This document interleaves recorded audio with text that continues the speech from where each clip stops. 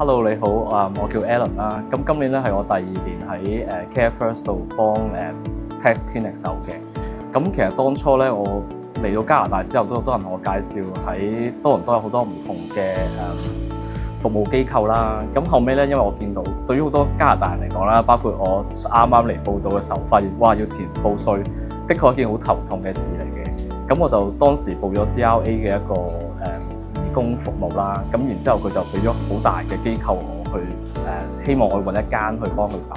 咁啱當時我見到CareFirst 需要一啲識講廣東話啦、英文啦同普通話嘅義工，咁我就報咗名，咁就嚟咗 CareFirst 度幫手啦。咁除咗可以幫到啲老人家手之外啦，因為即係每一年報稅都係一個好重要嘅項目啦。咁其實我亦都知道咗唔少關於報稅嘅嘢，咁所以咧我都好開心咧，可以幫助到一班老人家啦，同埋都可以學到更加多關於報稅嘅嘢。